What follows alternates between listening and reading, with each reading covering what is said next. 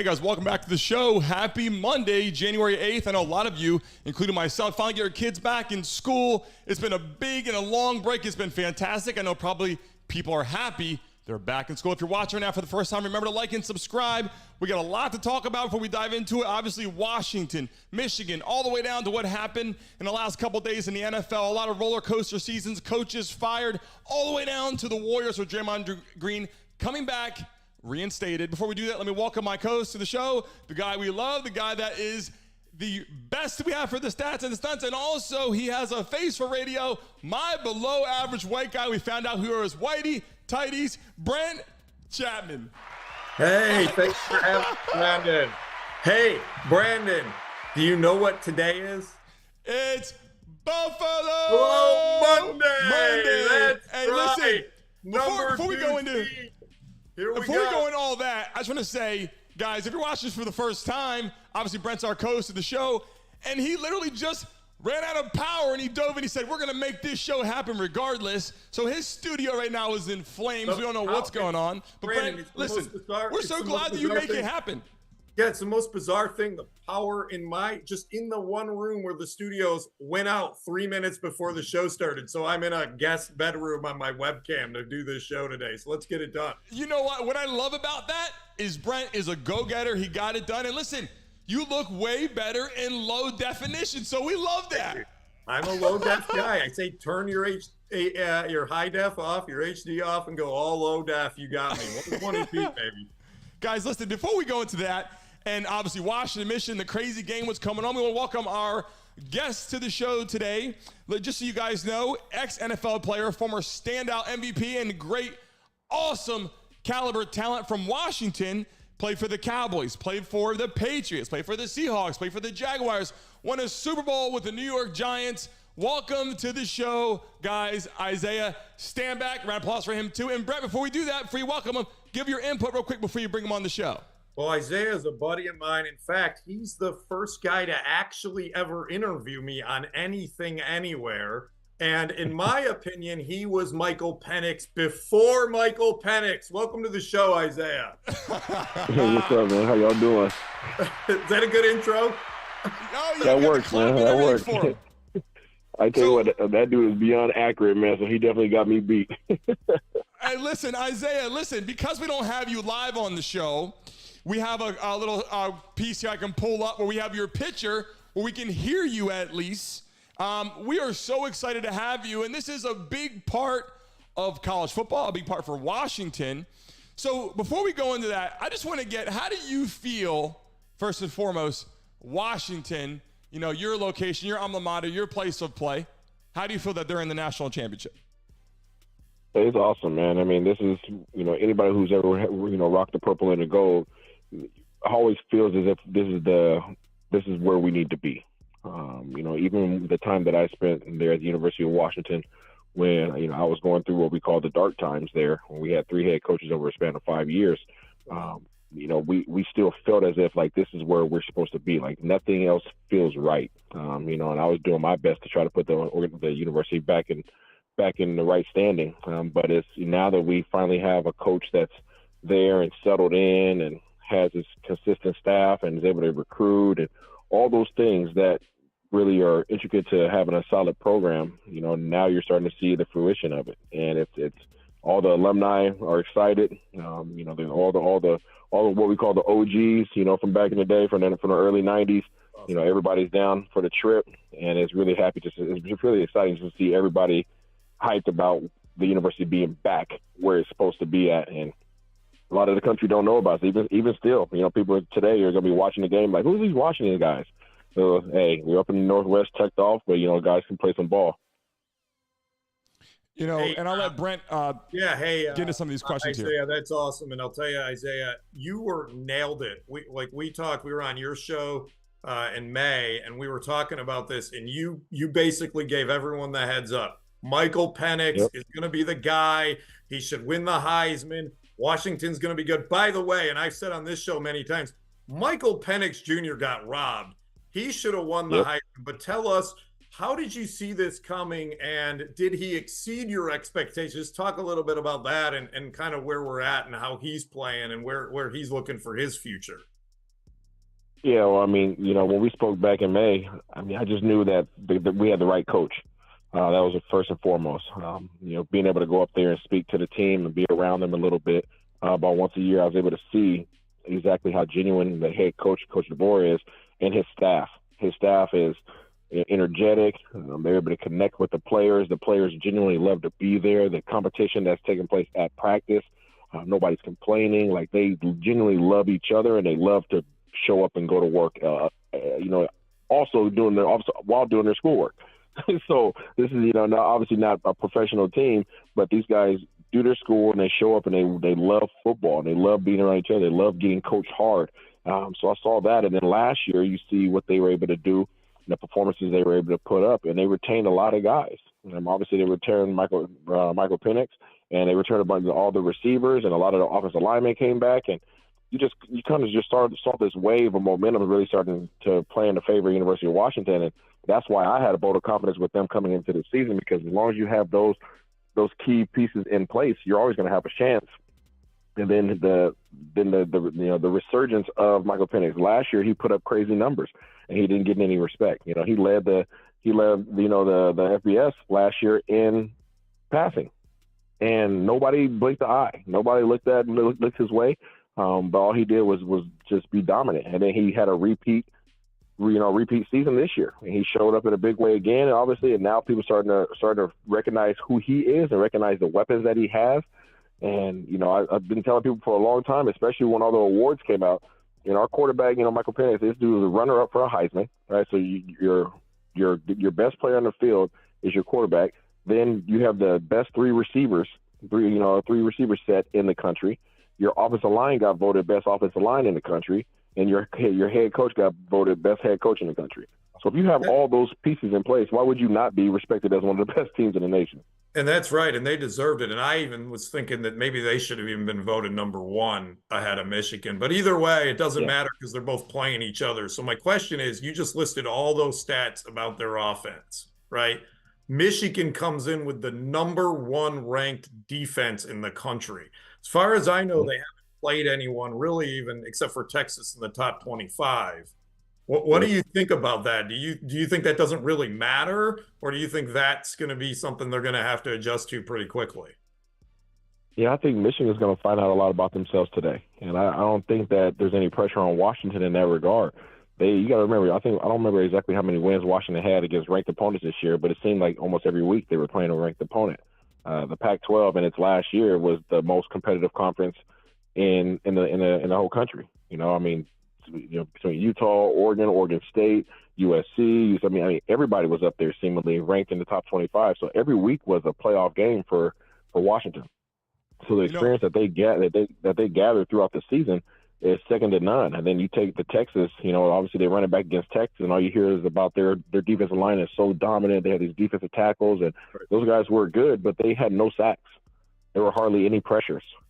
So, as good as the defense might be, if you have the best offensive line and you have an amazing passing game, it's going to be hard to slow Washington down. Hey, Isaiah, I got a question for you. So what I like that you've done for the University of Washington is you kind of started paving the track for Washington to be successful on and off the field.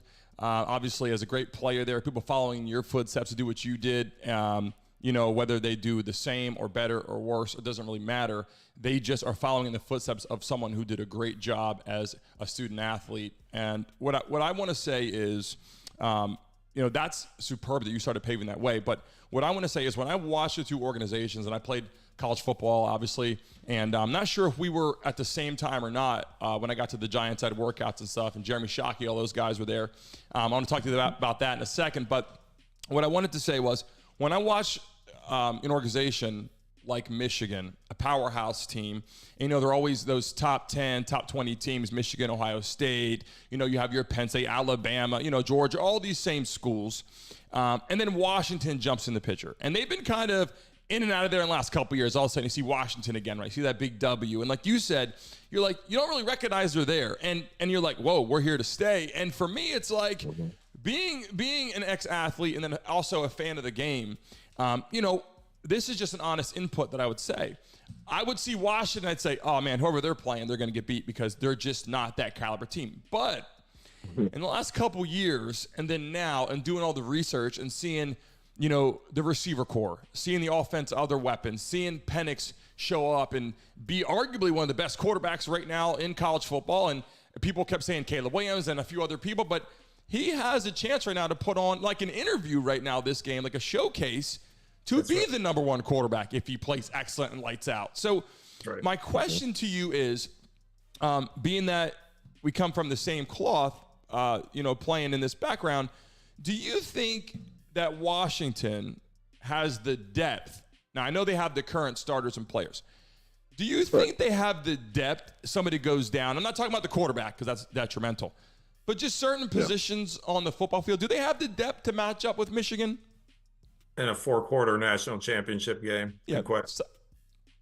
Yeah, when I look at the Michigan and Washington matchup, the only area of the game that I feel like Michigan has an advantage is obviously the size in the trenches offensively versus our defensive line. That's really the only place that I feel like they have an advantage.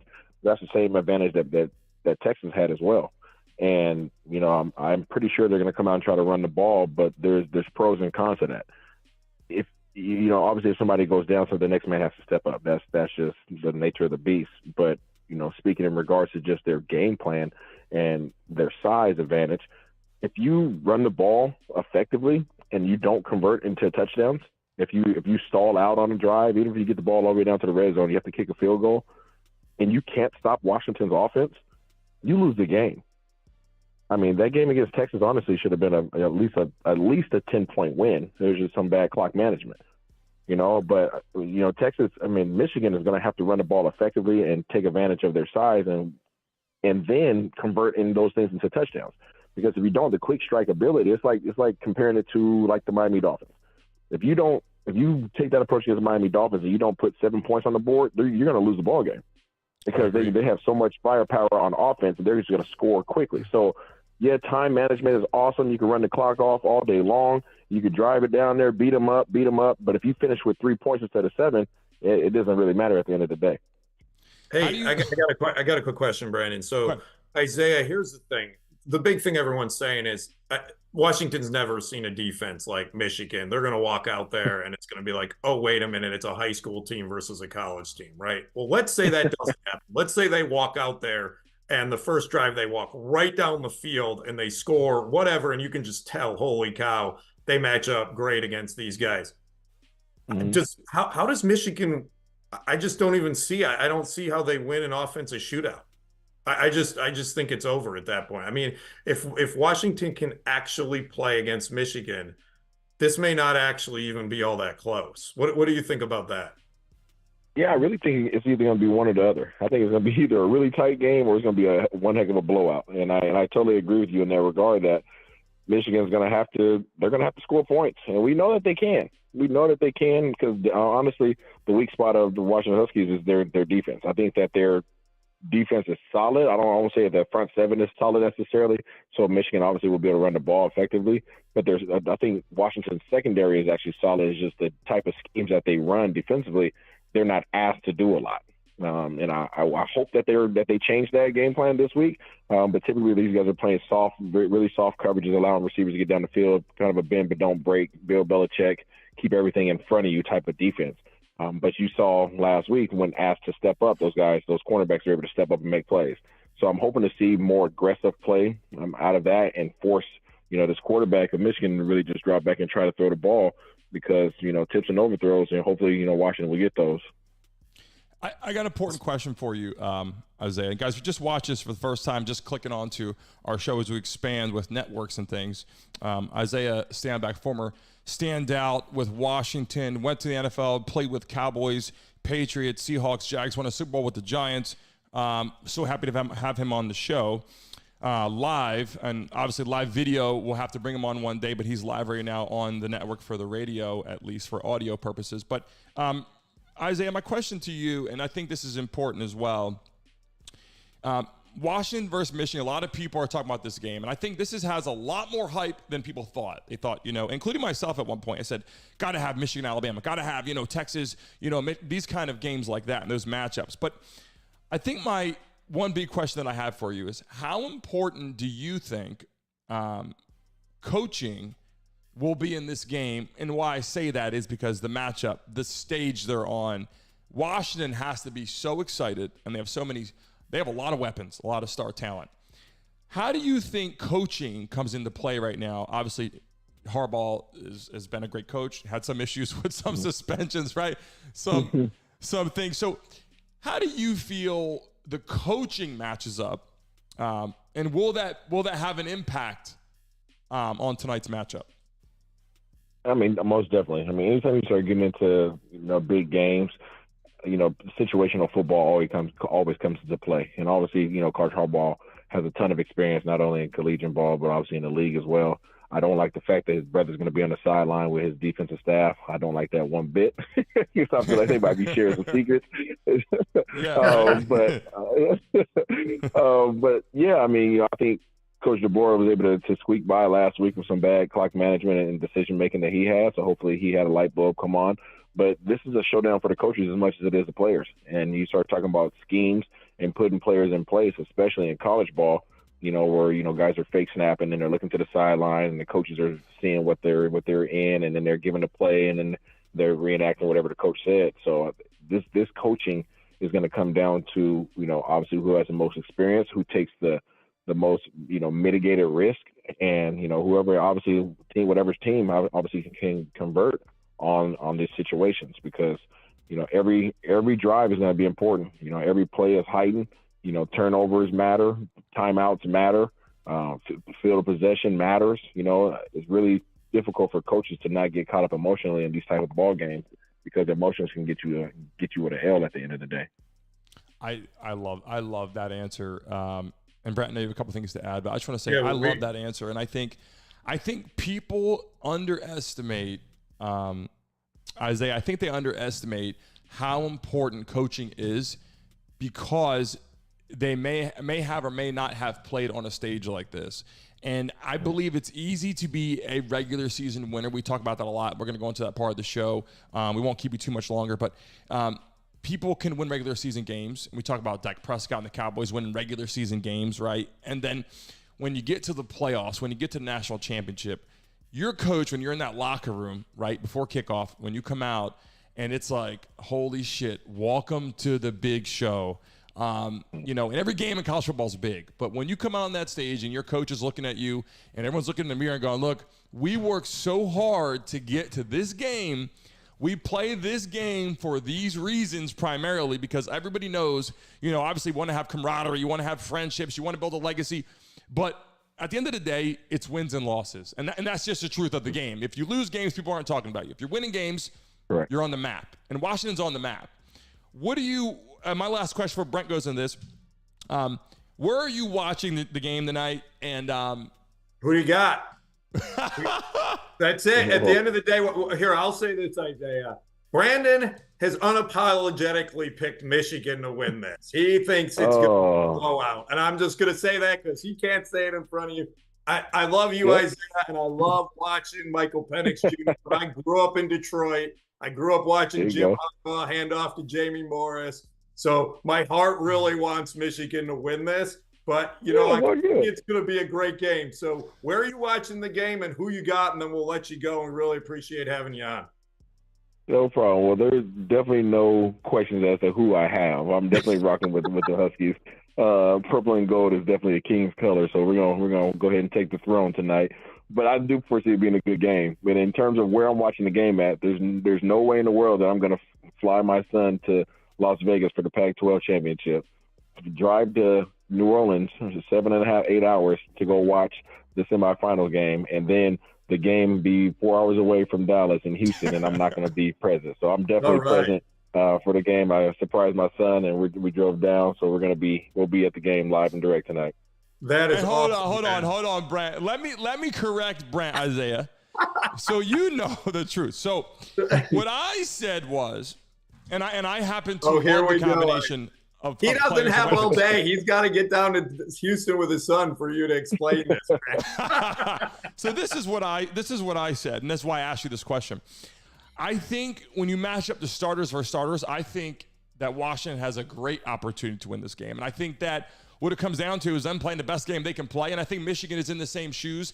I think Michigan is a little bigger. I think the offensive lineman, I think it's important. And the main reason why I think, regardless who wins the game, why Michigan, I believe, even though I want Washington to win this game, believe it or not, I think Michigan has an edge because of depth. Not because of the star talent, not because of who's matching up mano a mano from the start, but as you know and I know, in the trenches, one guy gets hurt, you need that guy to come in and back up. And Michigan just been this massive powerhouse team for 100 years or more, right? So they have 100,000 plus at games. And so it's not that Washington isn't as good or Washington can't win this game, and they could blow them out if the passing game gets going and you can't stop them on the weapons in the receiver game. And then obviously opens up the run game also, because if you're running defense, dime defense, you're running nickel, trying to get an extra guy in there, it opens up the run game. So it's not that I don't think Washington could win this game. That's why I had that question for him, Brent, is the depth.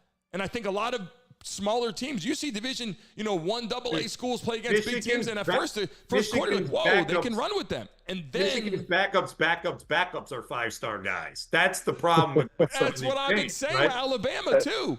Guys get hurt, they step in and they're just as good. You're like, oh shit.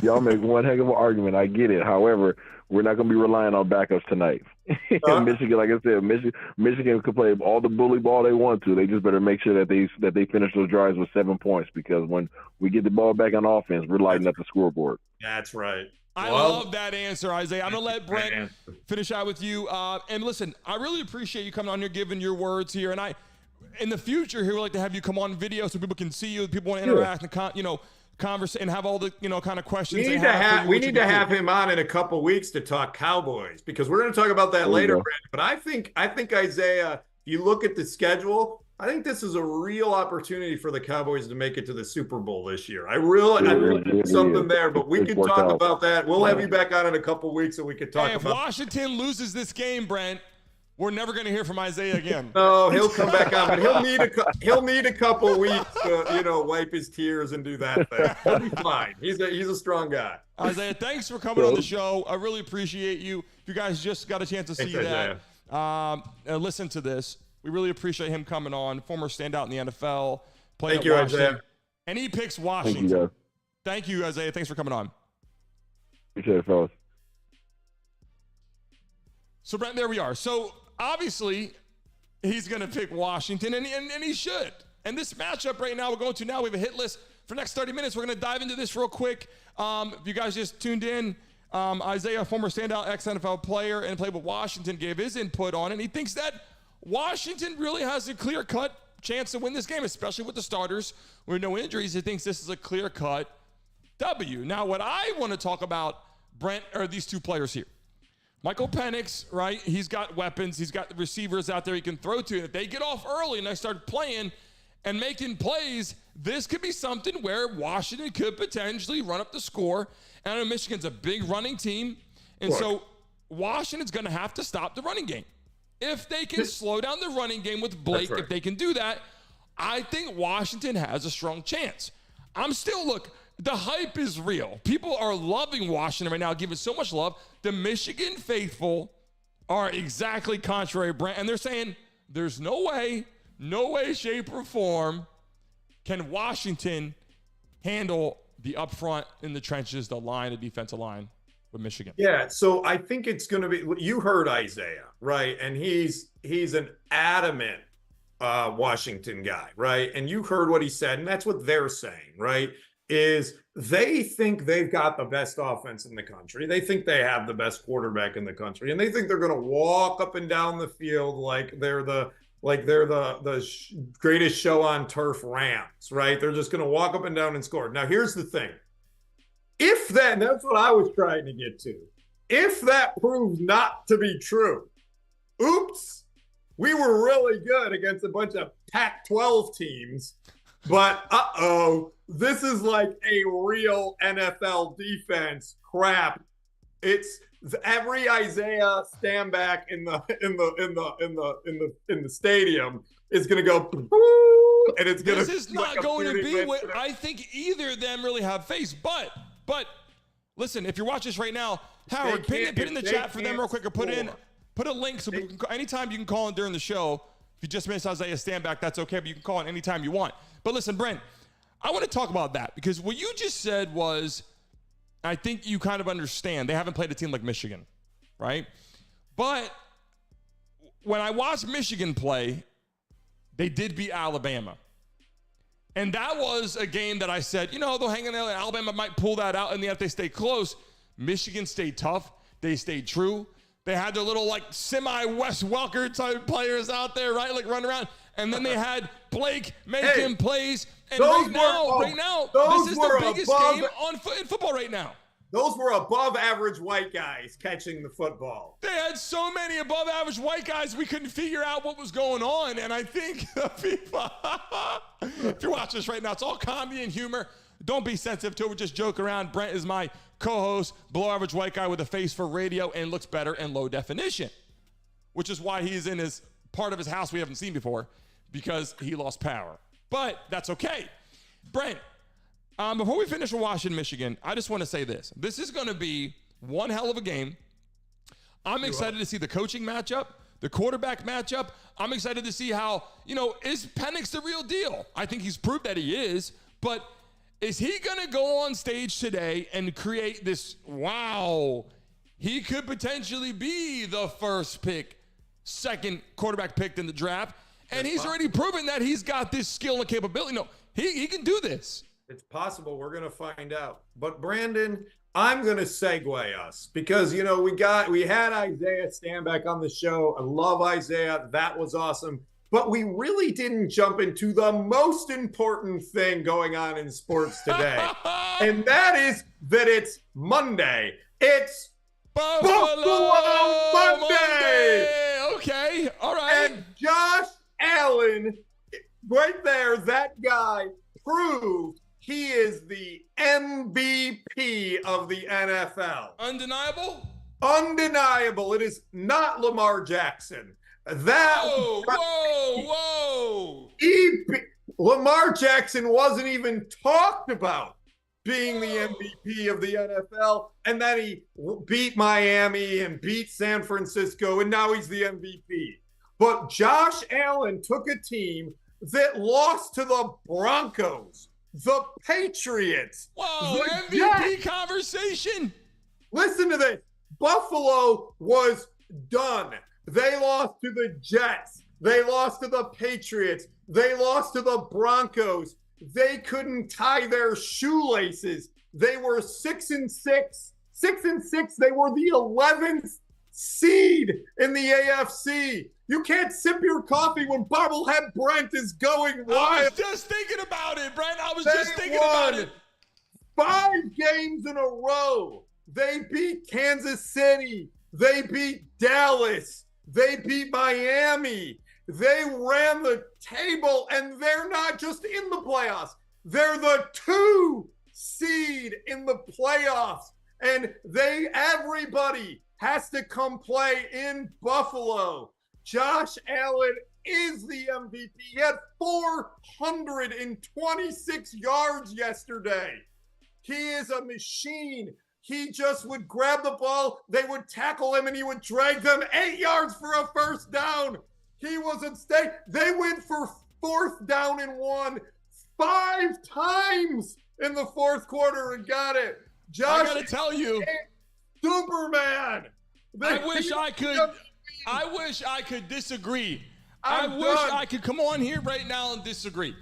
I'm not from Buffalo. I'm from Jersey, lived in New York. So obviously I like the Jets, I like the Giants, I like New York teams. And Buffalo is upstate. So to me, it's close enough. I like Josh Allen. I like that he leaves it on the field. He gets it done. Does he have his moments that are questionable? Yes. But I will tell you this, for just a lack of time, we're going to get through it quickly. I like the Bills. I like them in the playoffs. I like what they bring to the table. And I'm excited to see what they can actually do against good teams.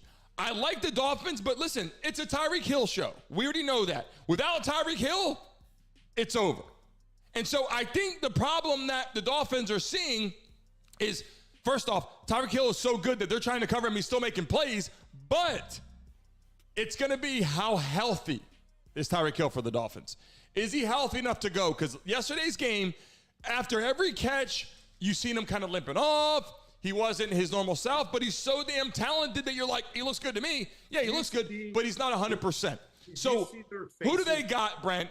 Kansas City, right? Dolphins are going to Kansas City? Yeah, that's what I was going to say. Did you see their faces at the end of the game? It was like they were eliminated from the playoffs. It was like their season was over. They went because they could feel they're going to Kansas City. Because they got romped, and they're just like, holy hell. Dude, they suffered. It was a good game, though, Brent. It was a good game. It wasn't like a bad game. They suffered injuries in that game, too. They already had injuries. Buffalo suffered injury. This is what I said. They should have just rested and prepared for Kansas City, because now they went through a war. They lost. They got to go on the road to Kansas City. Have fun, brah. Oh my God, we're going to move on to the Steelers. Yeah, Howard, I'm going to pin that in the chat in a second when I pull the computers up again. I'm going to pin the link in the chat. But right at the bottom there, you get the link. You call in anytime you want via Zoom. You won't see your face. All you do is you hit the link. You can call and you can talk. You just missed probably Isaiah Stanback came in and talk about Washington and Michigan. Now we're moving on. We just talked about the Bills and the Dolphins. And now, Brent, we're talking about the Steelers. And this is a Brandon Mason show miracle. Who do the Bills get to play in the first round of the playoffs? Bam. The Pittsburgh Steelers. This is the best. Listen, the fact that we talk about the Steelers all the time, we talk about the Bills all the time, and you know, we know how the Steelers fans feel about you, and now you really are going to come for their neck and saying, now you got to play my Bills, which is going to be great. Listen, Mason Rudolph is playing well. Now, he didn't play against Lamar Jackson, let's be clear. But he didn't play against a lot of the Ravens. He didn't play against all the starters. I understand that. I think the Steelers really needed that game, little momentum to get their little juices flowing and get going. And I really think the Steelers could potentially do something a little bit, but I don't think they're going to play well against the Bills, which I understand that. Are they playing in Buffalo? Brandon, yes, they're in Buffalo. That's a problem. It's a big problem. But the weather thing shouldn't be an issue because Pittsburgh is obviously. Yeah, of course. Down the road, they travel well. They travel well. They'll be there, right? So Pittsburgh's got a good fan base, right? I'm talking about this. Yeah, that's a problem. That's a big, big problem. So the weather's not a problem, but this is a problem. That's a problem. That's a big problem. Yeah, so who do you guys got in the chat right now? Steelers or Bills? If you're in the chat right now, we appreciate you guys in there. John, thanks for commenting there. We appreciate you. Anybody that's in here. Oh, John's got to love that I'm fired up today for the Bills. I bet John's fired up too. Yeah, comment in there, Bill. Who you got, Brent? Bills or Steelers? Put in the chat there. So, Brandon, this is important. I got to say this, and John's going to love this. So, John, please comment on this. You know, I told Steelers fan, 5 weeks ago, relax. Mike Tomlin is not going to get fired. And again, Mike Tomlin turned chicken peep into chicken salad, right? And here you are. The team is playing well. Mason Rudolph looks like maybe an okay quarterback, right? And now they're in the playoffs. But here's the thing. I'm actually irritated about the games this weekend. What happened on Saturday? We talk about this in the NBA, right? How they're not allowed to sit their players, right? The Ravens effectively saying to the Steelers, you can have the playoffs, screwed the Colts and the Jags, and could have screwed the Bills if they would have lost last night. I mean, I don't think that was right. And even with that, the Steelers could barely beat the Ravens' third-string team, and they think they're going to come into Buffalo. So here's my hot take, Brandon, that I got for you, and John, you're going to love this. Has a team ever rested their starters in the playoffs? Because I don't think Josh Allen needs to even play in this game. Rest Josh Allen. Rest Stephon Diggs. Rest Ed Oliver. Take it off. Because Pittsburgh couldn't barely beat the third-string Ravens. Buffalo, Josh Allen, put your feet up. Have some chicken wings. Have a little hot chocolate. Enjoy yourself and get ready to beat the pants off of the Chiefs the next week, because Steelers, you ain't got any shot in Buffalo next week. This is going to be very interesting tonight and tomorrow. We upload these clips because basically Brendan's saying the Steelers can't even beat the second or third string Buffalo Bills, and this is really important. You mentioned really quick before we move on, Tomlin, about being there or not. Tomlin is saving his seat by getting to the playoffs, and I think you said he'd be there anyway. But there's other coaches that are gone and have been fired. Obviously, Panthers coach was gone. Now they're firing more people within the Panthers organization. The Commanders coach, Rivera, I believe, he's fired. And then Belichick, now today in the morning, they said, look, this is the issue. And I've been saying this. Get fired or retire. And right now they're saying, sources are saying that they're coming to, him and Robert Kraft are coming to conversation that Belichick may be gone after the end of this whole hurrah. But here's the kicker. Belichick, they're saying, does not want to retire and does not want to leave football and wants to ride football all the way to his grave, which means we could potentially see Belichick coaching for another team, which I think will be a little bit weird. We could talk about that tomorrow, but there's another topic I want to talk about Arthur Smith tomorrow too. We got to go into the coach being fired. The clock struck midnight, 12:01, and the Falcons fired that bra as fast as they could. At seconds. Like, that guy was gone. Like, shoo, he was out of there. In seconds, he was canned. It was like, okay. Dude, and dude, we got to show tomorrow. We got to show the whole video of him screaming. I got all the clips we're going to pull up tomorrow, but let's move on. Brent, the Eagles, okay, here's why. They're a disaster, bro. This is a problem, but hold up. Howard will pull up for us right now the first photo we have here in a second. Okay, now, Jalen Hurts, and I've been saying it every single week, there's no emotion, and the Eagles have no emotion. It starts with your quarterback. If you're watching this for the first time, you don't know football, don't follow football and most sports, but in the NFL primarily, this starts with your quarterback. It's got to run the show. When you got no emotion, your team has no emotion and no identity, right? Like the Chiefs, losing identity, but they're playing the Dolphins, which will be very interesting. But for the Eagles, okay, when there's no emotion, like you see right here, the team looks and feels like this. There needs to be excitement. And I hate that because the Eagles have a great team. They have talent, they have weapons, they have coaching. They have everything they need to do well this season.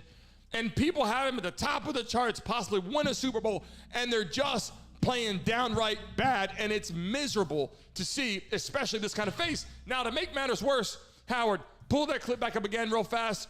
To make matters worse, Brent, A.J. Brown goes down with an injury. Now, everybody wants to see him go to the playoffs and play well. They got blown out by the Giants. Yeah. Brent, blown out by the Giants with... You don't know who the quarterback will be in the next week or the following week or who's going to be playing. They blew the Eagles out, and nobody was sick. Jalen Hurts was in the game. I think Swift, wasn't in there doing his thing. But at the end of the day, you're blown out. If you can't replace the running back, now A.J. Brown's out too? Yeah, this looks bad for the Eagles. Yeah, they're in trouble. So Devontae Smith, who's a stud receiver, first-round draft pick, he didn't play. Right. Cox didn't play. Darius Slay, DeAndre Swift didn't play, and then in the game they're starting still blown out when you're the but then they got injured. But they played enough. They played Hurts. They were trying to win, right? Dude, 10-1 start, 11-6, lost 1 of 5 in the last 6 games. They have just completely fallen apart. I told you a couple of weeks ago that, they're one of those teams that has the ability to win. Nah, dude. They're starting. They don't have a chance to win the Super Bowl. They don't. They're done. Unfortunately, the Yips hit at the wrong time. The Rams had a bad start in the first round. Yeah, I'm going to get to that in a minute. The Rams had a bad start. The Bills had a bad start. They had good finishes. The Eagles had a great start and a terrible finish. Guess what? One can win a Super Bowl, the other can't. So they now play in Tampa. You called this. You did call this. I called this, and I also called 2 weeks ago that Baker Mayfield is going to beat Philadelphia in Tampa. Who you guys got in the chat? Eagles or the Bucks? And this in the is chat right now. Brent, put yours into Eagles or Bucks. And this is a Monday night game. So the NFL did the dirty to the Eagles, because if they win, then they have to go to San Francisco on a short week against the San Francisco team that had a bye week. Oh my God. That was awesome. Brent, it's not looking good right now. It is not. It is over. It is over. I will say this. Baker Mayfield is going to Brent, rise. you got to do something else. Listen, I'm not saying that the Tampa Bay Bucs are all that good. I mean, I'm not sitting here saying that they're playing the Eagles. Good. But they're playing good. They're rising at the right time for what they have. Baker Mayfield, as we discussed on the show on Friday, is having a very good season. He's up there with the top quarterbacks in the league from a statistics perspective. This is going to be very interesting. But if the Eagles don't get it together, I mean, you lose to the Giants, you lose to the Cardinals. Blown out by the Giants. You're going to lose to a good Bucs team. They're not I like the Eagles. I would love to see Jalen Hurts play well. I would love to see them do their thing. Honestly, I love who they got. Their talent, they're great players, but they're just not playing to the capability. Is it coaching now? Right now, it's like, wait a second. You have Devontae Smith, who you just named, right? Devontae Smith. You have A.J. Brown until his injury. Swift and great players. Jalen Hurts, you have great talent. Why are you losing to the Cardinals? Now, Philadelphia's loss is Dallas's gain. Now, there's a segue for you. Right into the next topic. You want to talk about Dak, and I want to talk about the Cowboys. Wait, because I have a debate for you, Brent. I have a debate for you. Let's do it. And you know, maybe it's not. Maybe you agree. But I've seen this on so many platforms, on so many networks, and we appreciate all of you watching right now. Comment in the chat, you know, who you think is going to win here. Do you think Dallas will get past the first round? Do you like the Eagles? Who do you like? Put in the chat, don't be scared, because we're going to expand this network, and we can see what you're saying right now, so you should do it. But listen to this, Brent. I watch other networks, and I'm talking from FS1, ABC, NBC, ESPN, and the conversation is this. Who in the NFC, so obviously Jalen Hurts is kind of falling off, but who is the most reliable quarterback to have on your team?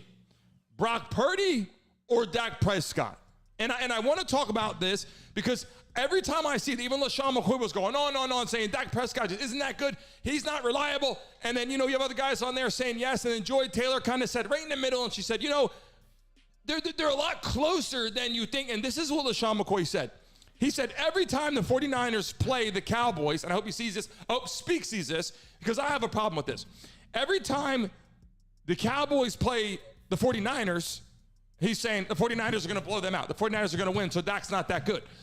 But the thing is, Dak is not playing against Brock Purdy. The truth is, Dak is playing against the 49ers defense.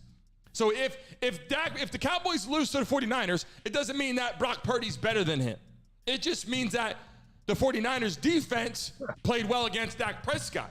But what he's saying is every time you watch, they say, oh, no, you know, every time the Cowboys play against 49ers, he thinks Brock Purdy, they're going to win the game, so Brock Purdy's better than Dak Prescott. I think that is not the clear indication of how it works.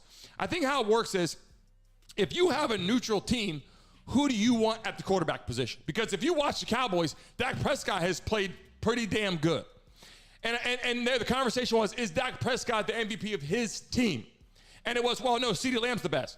But Dak Prescott is throwing CeeDee Lamb the ball. So I think the combination of those two players and the Dallas Cowboys, and I know you said Mike McCarthy, you don't believe in Mike McCarthy, but what I want you to tell me in this debate right now that we're going to have, or a conversation, is who do you think is better as being more reliable, who you would select?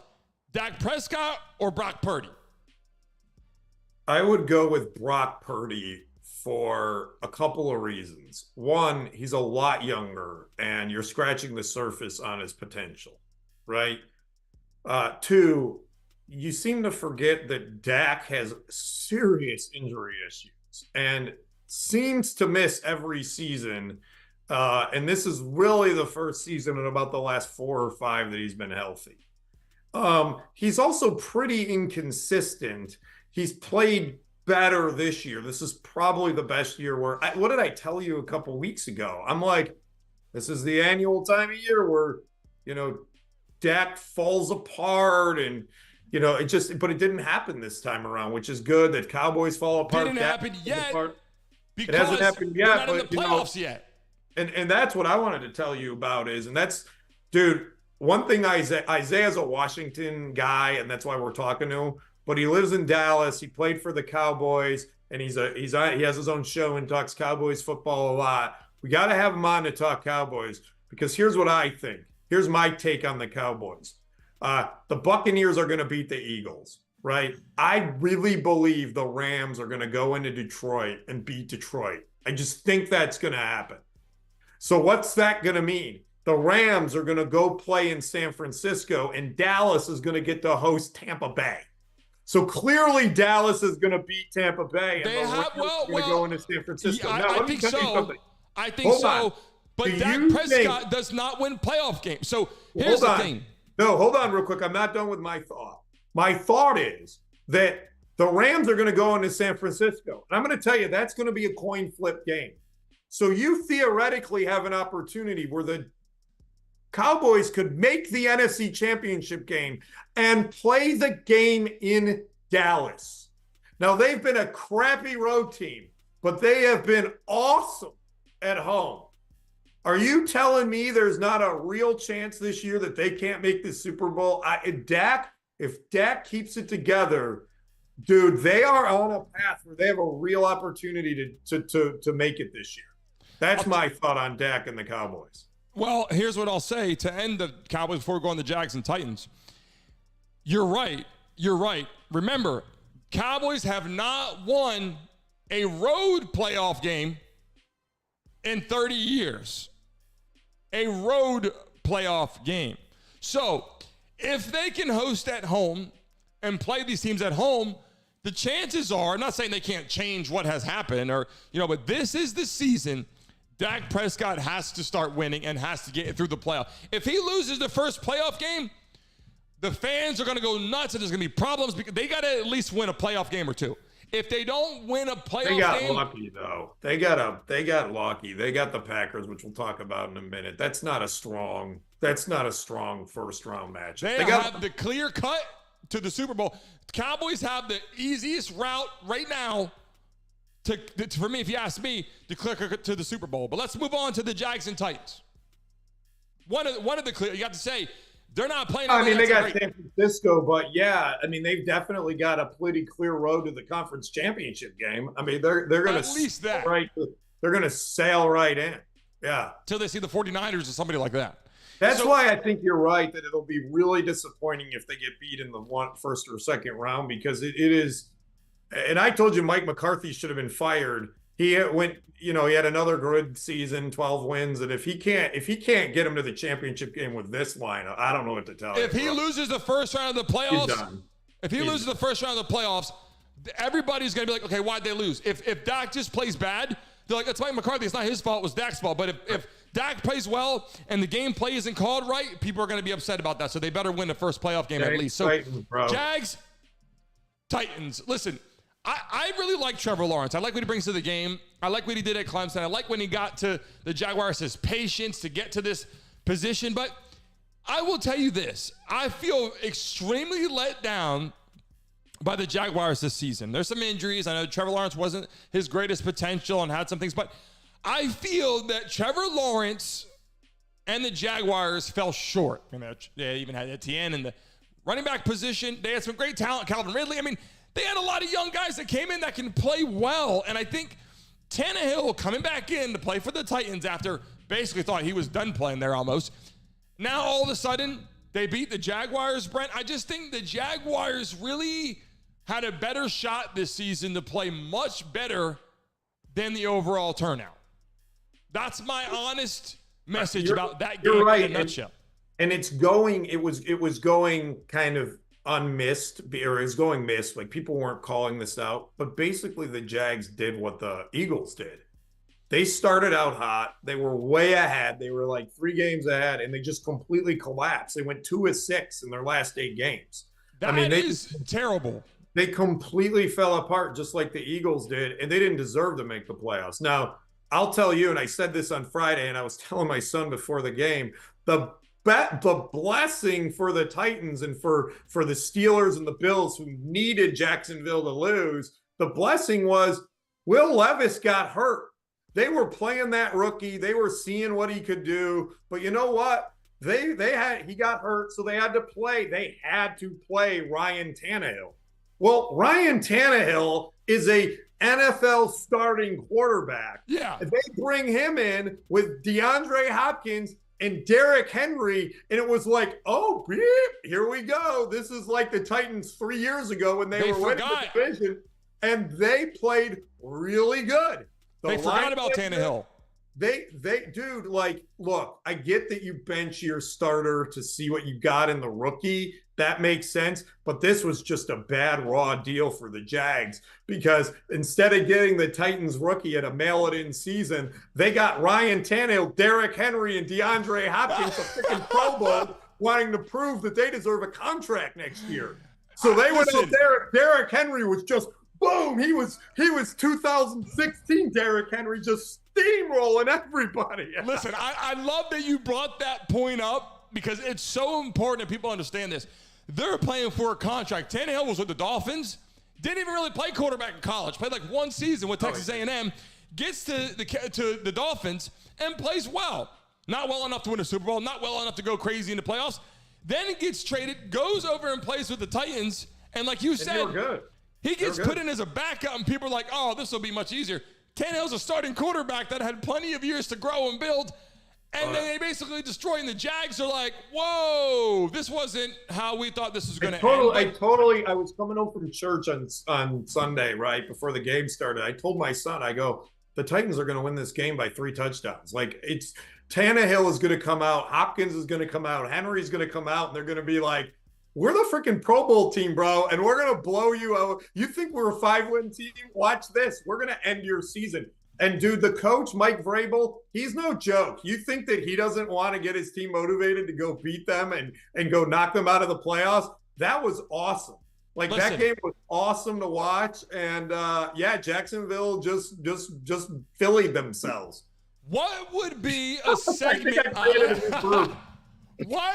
even going to go to the finish.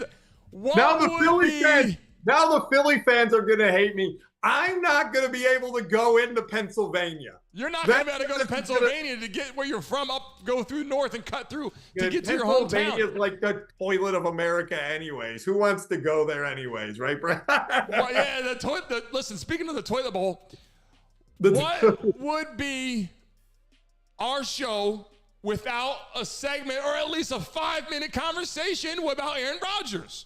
Oh, gosh. And so listen, crush. Brent, you know the Packers now have clinched the playoff spot. And so what's crazy is without Aaron Rodgers, and he said a lot of great things about Jordan Love. He's respected him. He said, look, he's going to be fine. Let the Packers grow. And at first they said, whoa, man, who's going to be here? Are you leaving Aaron Rodgers? Are you staying? Are you going to the Jets? So obviously goes to the Jets. Jordan Love steps up. People love him. They hate him. We don't know if we like him. I don't know. He's playing good. He's playing bad. And all of a sudden, they're in the playoffs without Aaron Rodgers, Brent. So we just talked about who they're playing, right? So here's the concern. Can Jordan Love win a playoff game? Are the Packers ready to play in the playoffs versus just winning some games throughout the season? What do you think about Jordan Love? Look, here's the deal, and we talked about this before.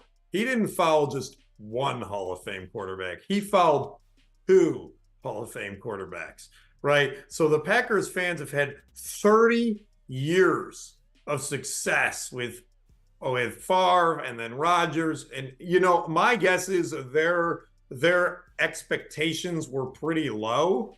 And so they made it to the playoffs. That's a huge win. I have some friends that are Packer fans, and they seemed really excited that, hey, look, we saw something.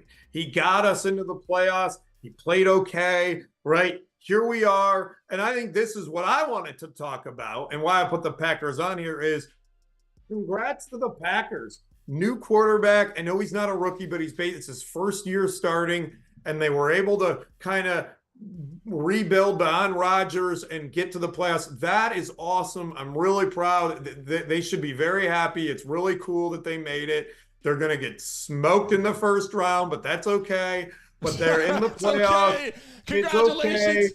Congratulations, but it's okay. But of course, here's the behind the scenes of the Brandon Mason show. I'm so happy to talk about this cool story about the Packers. And what does Brandon Mason have to do? He has to make it about freaking Aaron Rodgers. We should just call him Shailene Mason. He loves Aaron Rodgers. It's all about Aaron Rodgers. Hey, listen, the Aaron Rodgers, they're having some issues now on the Pat McAfee show, and I love the Pat McAfee show. And I got that on the hit list for tomorrow. I want to talk about the Pat McAfee show and all the problems over there. But I love what they're doing over there. Can you flash my number on the screen? Brandon Mason show could take over for Pat McAfee. Listen, we're ready. We're in the wings. Before we go into Draymond Green, we are getting a lot of phone calls, a lot of messages from people. Thank all of you watching for the first time and people that jump on with us every morning, because as we expand our show, we are communicating with networks and other companies, and people and investors have reaching out to us. Thank you as we expand the show. And we are moving on, Brent, to what just happened. And here is the photo as we pull it up here. So Draymond Green, he is back. He's reinstated. He's joining the Warriors. And I got to tell you, why this is significant is, the Warriors need him, truthfully. They're not going to be the same team without him. He's proved a lot of people wrong that he actually is a super talent, plays good defense. He's a hard player, but he gets in too much drama, obviously. Maybe he just lets himself go with the emotions. I don't know. But, Brent, what does this do to the NFL? I mean, literally, what does this do being that – or no, sorry, the NFL, to the NBA – Jesus, Lord. What does it do to the NBA that they reinstate Draymond Green back at this time? Is it too soon? Is it the perfect timing? Do you think he should be there? We only have a couple minutes left. We're running past time here. But what do you think about Draymond Green coming back to the Warriors? Yeah, Brent's got to get to his day job, which is helping student athletes, NCAA student athletes, get paid. So I got to get back to that. Here's what I would say about Draymond Green, right? I mean, I told you this the other day. I just think that, they have to do this stuff for public perception, for PR. They have to say, you can't do that, Draymond, and make it slap his wrist and make him go to rehab or whatever. Counseling. Management. Like they literally are sitting in a room with a PR going, okay, Mr. PR, is it okay now to let him come back? Like, I mean, like, is it all right? Have we had enough time? What does your poll say? What does your brand testing say? Okay, you can come back. Like they're not worried about Draymond. And I don't think you're gonna see much change from Draymond. He might cool it a little bit, but he's back. Listen to this though, Brent. He's back. They got him back. Let's roll. Let's play ball. So listen to this. I pulled this up here. This was before, but it said Green was suspended for 5 games. This is before. And it said fined $25,000, then will forfeit nearly $770,000 of a salary intervening due to the fight with this team in Golden State. Now, this was stuff in the past. These are just messages, if you pull it up, you can read, of fines upward, probably into numbers that are not published, right? So the fines he's getting, the things he has to go through, the counseling, these kind of remediation kind of things, if you want to say it, at the table with NBA, speaking to the executives of the NBA, and then obviously players on his team.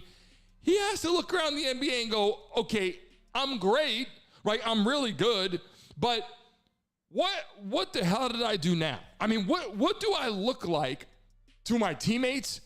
What do I look like to the NBA? And more importantly, Brent, what do I look like to the fans and the young kids playing basketball today that look up to me?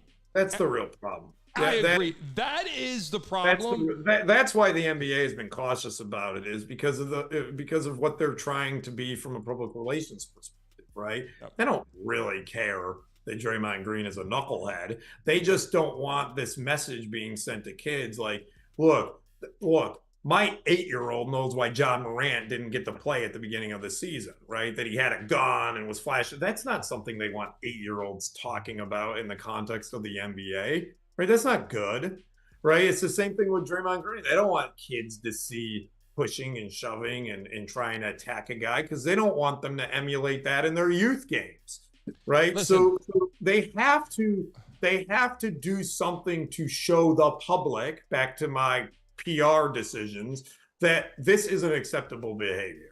And I think due to time restraints, we have to close out today. I think, Brent, but I will say this. Thank you. I appreciate, obviously, having Isaiah Stanback on the show. Did a great job this morning. Thank you.